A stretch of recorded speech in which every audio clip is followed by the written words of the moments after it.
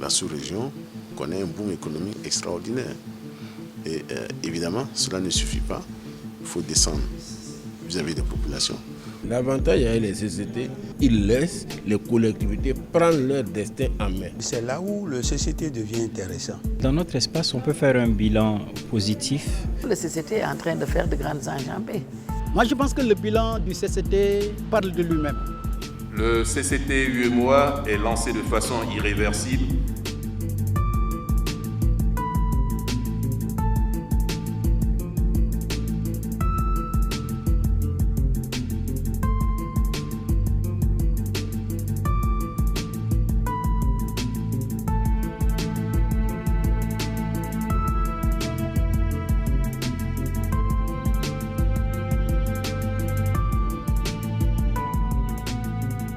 Faire en sorte pour que les politiques et les interventions de l'Union économique et monétaire ouest-africaine UEMOA impactent davantage la population à la base, afin de passer de l'UEMOA des États à l'UEMOA des peuples dans la paix et le développement durable.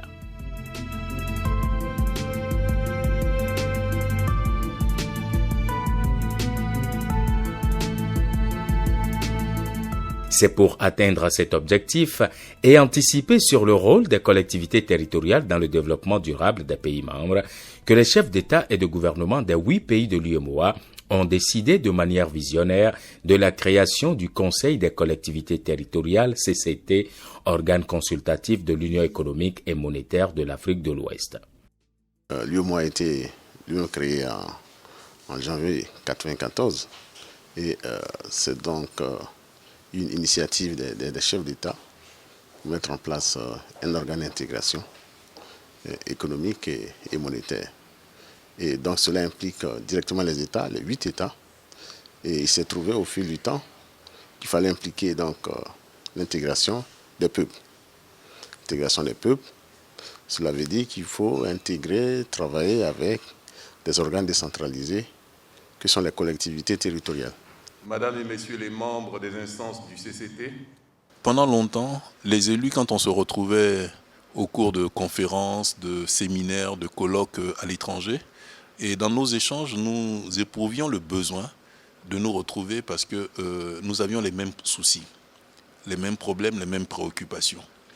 Et on se disait qu'on était peut-être utile à notre pays, mais on n'était pas suffisamment utile à notre région. Donc il était important de mutualiser nos efforts. Et c'est ce cri de cœur qui a été entendu par nos responsables, nos chefs d'État et de gouvernement. Ainsi, le 30 mai 2011, à Lomé, la capitale du Togo, les plus hauts dirigeants de l'UEMOA, les chefs d'État et de gouvernement, ont adopté l'acte additionnel portant création du Conseil des collectivités territoriales de l'UEMOA. Une décision de haute portée qui fait de l'UEMOA l'un des tout premiers modèles d'organisation intergouvernementale doté d'un organe regroupant les élus locaux des pays membres.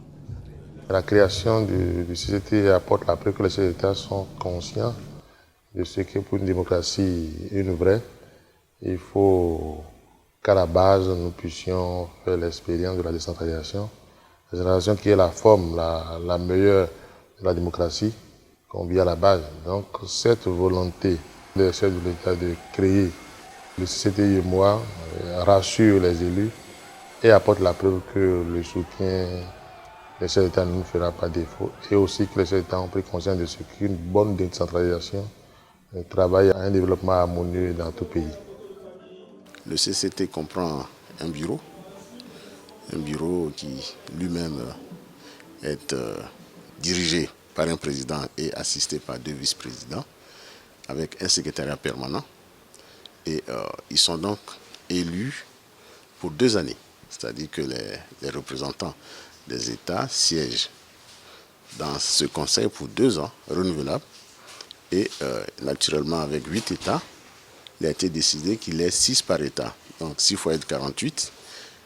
Donc ils sont 48 membres qui sont renouvelés tous les 2 ans. Ce coup d'essai de l'UEMOA va très vite devenir un coup de maître grâce à la qualité du leadership du premier président du Conseil des collectivités territoriales de l'UEMOA, dont le bureau a bénéficié d'un appui sans faille et du soutien total du président de la commission de l'UEMOA, son Excellence M. Abdallah Boureima, du commissaire en charge de l'aménagement de l'espace communautaire et de tous les cadres de la commission de l'UEMOA, notamment ceux de la direction de l'aménagement du territoire.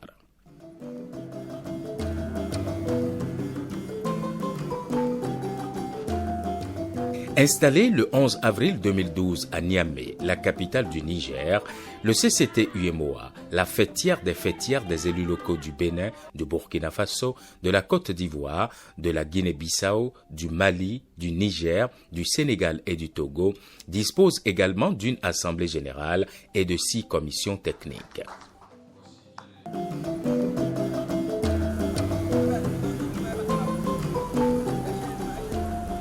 La mission du CCT-UEMOA, qui est de donner un ancrage territorial aux actions de l'Union, est déterminante pour la réalisation de l'UEMOA des peuples. L'objet du CCT, qui est un organe consultatif, c'est de faire en sorte que l'intégration implique les populations, les États, à travers les collectivités territoriales. Et aussi former ces collectivités et renforcer les capacités pour qu'elles deviennent des acteurs majeurs dans toutes les activités, les actions d'intégration. Il est vrai que les États travaillent dans ce sens, mais les États seuls ne suffisent pas. Il faut impliquer les populations et il faut impliquer ces acteurs majeurs du développement, de l'intégration et de la cohésion que sont les collectivités territoriales. C'était de donner nos avis sur tout ce qui pouvait impacter la vie de nos populations. Vous savez que l'UEMOA a été créé dans un souci d'intégration des États. Mais nous avons dit qu'il fallait aller au-delà de l'intégration des États, qu'il fallait avoir l'intégration des peuples. Si vous prenez le cas de la Côte d'Ivoire, du Mali, du Burkina, à la frontière, ce sont les mêmes peuples. C'est le peuple Sénoufo, par exemple. Et il était important que ces peuples qui ont la même culture, qui ont les mêmes valeurs, puissent se retrouver au-delà des frontières.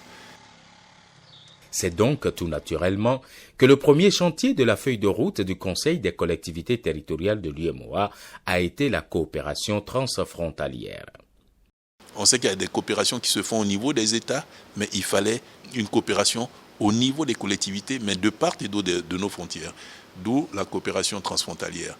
Ce programme, n'est-ce pas, vise à faire en sorte que au niveau des frontières, on puisse développer des activités génératrices de revenus, mais aussi des activités de cohésion sociale, auxquelles il faut rajouter des activités qui renforcent la proximité, qui renforcent les relations entre les populations qui vivent aux frontières. Le PCTL, c'est 48 projets prioritaires sur 7 espaces transfrontaliers, notamment le schéma d'aménagement transfrontalier intégré IR-Sahel, la ville de Terra au Niger, le Sati Sikasso Korogo Bobo Dioulasso Escabo, donc sur les pays Mali, Côte d'Ivoire, Burkina Faso, le haut bassin de la rivière Kobada-Kobafini entre le Mali et le Burkina, le désenclavement du centre de santé de Wagnan ou Arokui, Mali, Burkina, l'armature commerciale de l'espace Ganda entre le Niger et le Bénin. Et tout cela pour un financement global estimé à 85 milliards 842 145 000 francs CFA. L'objectif global, c'est améliorer les conditions de vie économique et sociale des populations ouest-africaines dans les espaces régionaux harmonisés et plus ouverts par la promotion de la coopération transfrontalière. Les objectifs spécifiques qui sont au nombre de 3 au niveau réalisation, c'est amener les collectivités territoriales dans la bande transfrontalière à développer des projets de développement transfrontalier. Le deuxième objectif au niveau politique, c'est d'amener les États et les institutions à intégrer la coopération transfrontalière dans leurs politiques de développement. Et le troisième, c'est au niveau organisationnel. Le CCT a rempli ses missions d'animation et de plaidoyer en faveur de la coopération transfrontalière locale. Les enjeux de la coopération transfrontalière, le premier enjeu, je dirais d'abord, c'est le même peuple qui a été partagé par une frontière. Vous voyez, je dirais les mêmes familles. Donc le premier enjeu, c'est de d'amener les populations à comprendre, c'est vrai, la frontière existe, mais qu'en réalité, c'est le même peuple et que la collaboration, la cohésion sociale devrait en tout cas pouvoir exister au niveau de cette communauté, de ces peuples. Suite aux recommandations du CCT, nous avons décidé de mettre en place un SATI au niveau du fleuve Sénégal, comprenant 5 pays qui font le pourtour du fleuve Sénégal. Nous avons adjoint la Guinée-Bissau, n'étant pas forcément, n'est-ce pas, frontière au fleuve Sénégal. Nous avons également un autre, le dernier que nous avons mis en place à travers le corridor Abidjan-Lagos. Et l'année prochaine, nous allons faire le bassin du fleuve du Niger. Et ainsi, nous allons couvrir l'ensemble des 8 États de l'UEMOA. L'approche du CCT-UEMOA à travers le PCTL est à la fois participative et ascendante. Dans chacun des espaces de coopération transfrontalière, les choix des projets et des infrastructures à réaliser sont faits par les populations, coordonnés par les élus locaux. Et c'est ce que la phase d'élaboration déjà du SATI nous a permis de faire, de mieux mesurer, de mieux connaître notre espace.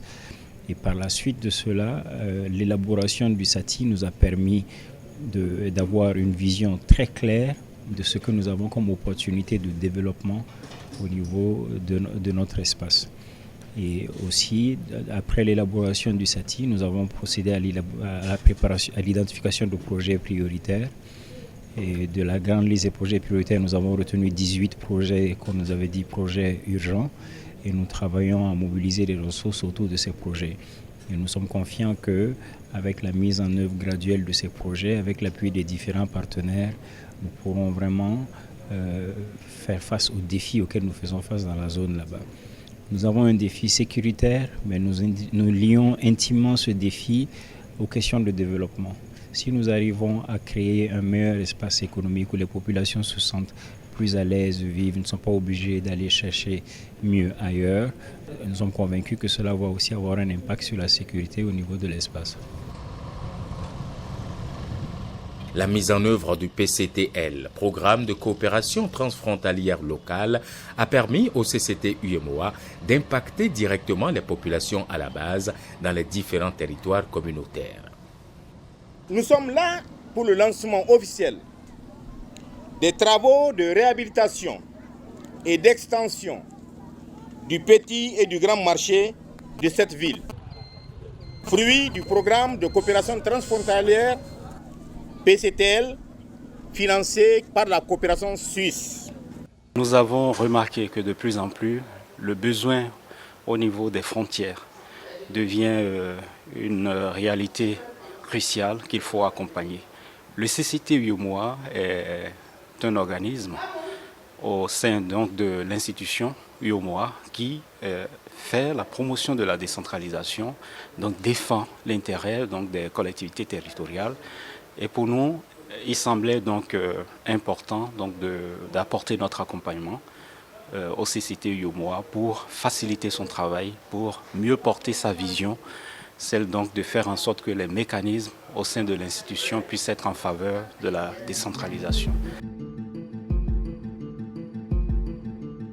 Des chantiers d'adduction d'eau potable, de construction de pistes rurales, d'équipements économiques et de marchés ont été lancés au grand bonheur des citoyens de l'Union. Toujours dans le but d'impacter les territoires de l'Union, le CCT ne cesse d'innover. Du 10 au 14 décembre 2018, à l'hôtel Le Vaisseau à Abidjan, le Conseil des collectivités territoriales de l'UEMOA, en prélude à son assemblée générale annuelle, a organisé une session coaching à l'intention des élus locaux et des cadres des administrations locales des 8 pays. L'objectif visé est de renforcer les capacités des participants en matière de montage des projets, de mobilisation des ressources financières additionnelles et de promotion du partenariat public-privé au sein des collectivités territoriales.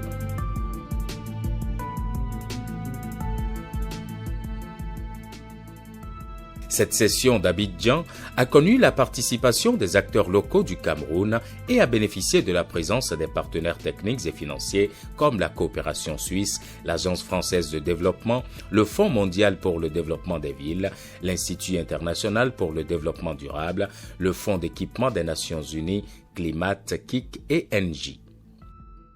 On a travaillé sur un atelier pour mieux identifier quels sont les risques et les opportunités pour les projets d'infrastructures durables et comment est-ce qu'on peut mieux évaluer et valoriser toutes ces différentes risques et opportunités. Du Sénégal au Bénin, en passant par le Togo, du Niger à la Guinée-Bissau, en passant par le Burkina Faso, de la Côte d'Ivoire au Mali, les quelques 2500 collectivités territoriales du CCT mettent en œuvre des projets de coopération et d'intégration afin de faire de l'espace UEMOA une région de paix et de développement durable.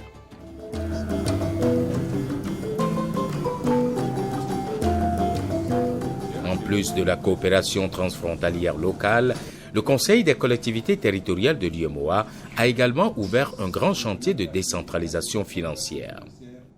La décentralisation financière, thème principal au centre de nos présentes assises, est au cœur de la problématique de la réforme de l'État, telle qu'engagée par nos pays dans la perspective de la promotion conjointe de la démocratisation et de la décentralisation amorcée au tournant des années 90. Près de 3 décennies après les conférences nationales qui ont vu la relance de la décentralisation, celle-ci est désormais irréversible au niveau de la plupart des pays de l'UEMOA. L'enjeu reste assurément de passer à une étape supérieure, à savoir celle qui consiste à assurer leur viabilité et leur capacité financière à travers un transfert réel et conséquent des ressources et compétences. La plupart de nos États ont adopté la politique de décentralisation, ont transféré un certain nombre de compétences, mais cela s'est fait sans accompagnement. Sans accompagnement au niveau des ressources humaines, sans accompagnement au niveau des ressources financières. Donc nous avons commandé une étude sur la décentralisation financière dans nos 8 États pour voir quel était l'état dans chaque pays et puis de voir est-ce qu'il était possible de prendre une directive qui puisse harmoniser cela afin qu'on ait les résultats attendus. Il faut donner la force à ces collectivités territoriales. Si un pays veut se développer, il faut qu'il s'occupe de ces collectivités territoriales. Il faut qu'il aide les collectivités territoriales à avoir des financements. Lorsque dans un pays, vous avez 77 communes et que toutes les communes se développent, ça veut dire que le pays se développe. Donc les chefs d'État doivent travailler à ce que la décentralisation financière soit une réalité. Nous avons un programme régional d'appui à la décentralisation financière qui transcende l'Union. Ce programme, aujourd'hui, implique le Tchad et la Mauritanie. Donc, nous sommes en train de diversifier, d'élargir le périmètre, n'est-ce pas, de l'espace UEMOA. Ça c'est le premier point. Le deuxième point, aujourd'hui, nous mettons le doigt sur les aspects qui nous semblent extrêmement importants. Nous savons que les financements publics deviennent de plus en plus modestes et que les besoins s'accroissent, n'est-ce pas? Il y a une multiplication de besoins et qu'aujourd'hui, nous devons trouver les solutions à ces besoins. Et pour y arriver, hormis ces financements classiques, nous devons nous ouvrir au financement innovant. C'est la raison pour laquelle nous travaillons aujourd'hui pour la mise en place, n'est-ce pas, d'un cadre qui ferait de telle sorte que tous les guichets de financement, n'est-ce pas, additionnels n'échappent au CCT. Au niveau de l'UEMOA aujourd'hui, avec mon collègue du département économique, et nous avons de politique économique, nous avons mis en place une directive qui vise à mettre en place une nomenclature budgétaire, des procédures budgétaires de gestion des collectivités territoriales pour que ces activités soient retracées dans les opérations financières de l'État. Ce qu'on appelle le tableau des opérations financières de l'État, en abréviation le TOF. Cette directive a été mise en place et Nous avons donc invité à ce que les États les transposent dans leur réglementation financière. La deuxième directive qui est en cours de préparation est celle visant à transférer vers les collectivités, n'est-ce pas, territoriales, des ressources importantes publiques à hauteur de 20%. La moyenne aujourd'hui est inférieure à 5%. Ça veut dire que pour qu'il y ait plus de visibilité, il faut que les États puissent transférer au niveau des ressources publiques des moyens qui permettent à ces collectivités de bien fonctionner, mais aussi, pourquoi pas, d'initier des programmes de développement. Le CCT, en 7 années d'existence, met en œuvre beaucoup d'activités et bénéficie de la sollicitude sans cesse croissante des partenaires techniques et financiers du monde entier. Depuis la création du Conseil des collectivités territoriales de l'espace UEMOA, nous sommes accompagnés par des partenaires au développement qui ont cru très tôt au pouvoir de cette nouvelle fêtière, de cette nouvelle structure. Nous sommes accompagnés par la coopération française depuis le début, la coopération belge, la coopération suisse, la coopération allemande qui commence maintenant. Et tout cela est important. Et c'est ce qui permet au CCT, qui était déjà au départ un organe consultatif, de devenir opérationnel sur certains dossiers. Et en cela, il faut saluer la compréhension et l'ouverture d'esprit des dirigeants de l'Union, de la Commission, qui ont accepté que sur le programme de coopération transfrontalière, le CCT soit le maître d'ouvrage.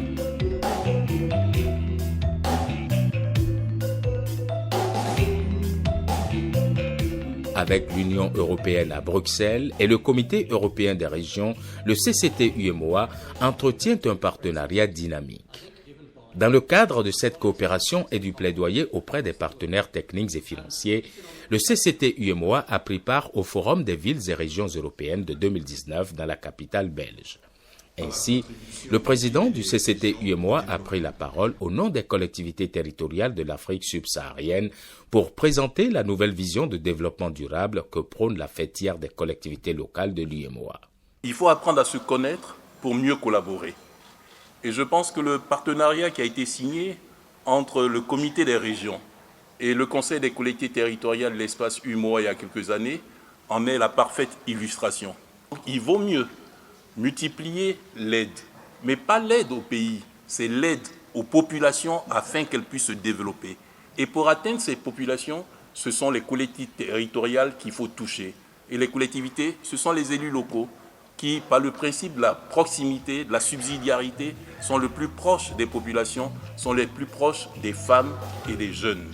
Il en est de même avec des partenaires en France, en Suisse et en Allemagne. Lors des grandes rencontres internationales, comme la COP21 à Paris, les sommets Africité qu'organisent tous les 3 ans cités et gouvernements locaux unis d'Afrique, le CCT-UEMOA porte la voix des collectivités territoriales de l'espace UEMOA dans le monde entier. L'organe communautaire noue également des partenariats stratégiques afin de financer des activités et de renforcer les capacités des acteurs locaux des territoires de l'Union. En dehors du problème de paix et sécurité, en dehors des problèmes de la décentralisation financière, il y a eu les échanges de bonnes pratiques. Et puis il y a le fait de se rencontrer à chaque assemblée générale, à chaque séminaire, à chaque colloque. Cela permet d'échanger et de mieux se connaître. Et c'est la connaissance des dirigeants locaux qui peut permettre à nos peuples de pouvoir mieux se fréquenter. Parce que la méfiance n'est jamais une bonne chose dans nos territoires.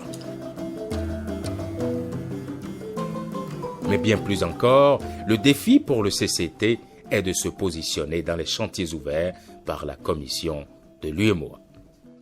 Maintenant, la commission nous ouvre d'autres chantiers sur la sécurité alimentaire, sur l'hydraulique villageoise, sur l'élevage, sur les corridors en matière de transport communautaire.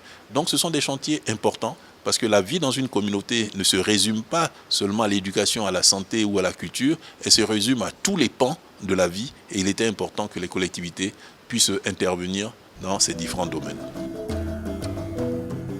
Pour le CCT, les perspectives sont optimistes. Elles se présentent comme des défis à relever, comme le renforcement du plaidoyer auprès des États et des institutions pour une meilleure prise en compte de la dimension transfrontalière dans les politiques de développement.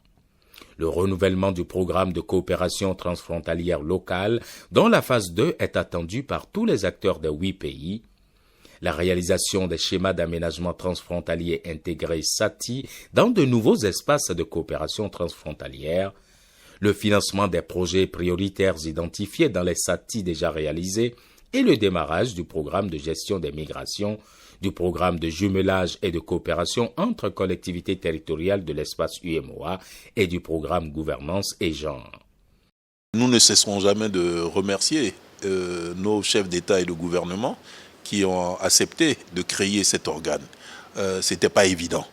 Nous nous rappelons que les premiers mois d'installation du CCT avaient créé des incompréhensions au niveau de la Commission, au niveau de nos États. Mais aujourd'hui, les choses sont rentrées dans l'ordre parce qu'on a su faire la part des choses. Il y a ce qui revient à l'État, il y a ce qui revient aux collectivités, il y a ce qui revient aux populations. Donc c'est un partage de rôle qui profite au finish aux populations. Et le rôle d'un pouvoir central, c'est de déléguer, c'est de transférer ce qui ne peut pas se faire au niveau national, de le faire au niveau local. Donc nous sommes heureux que cela ait été fait en Afrique de l'Ouest. Nos frères et sœurs de l'Afrique de l'Est sont venus déjà, ont effectué une mission et espèrent faire la même chose. À l'Assemblée générale d'Abidjan, nous avons eu une délégation du Cameroun. Nous voulions nous inspirer de ce qui se fait en matière de financement des collectivités. Ils ont le FECOM, qui est un instrument qui marche bien. Mais eux également souhaitent qu'en Afrique centrale, au niveau de la CEMAC, il y ait une structure comme le CCT.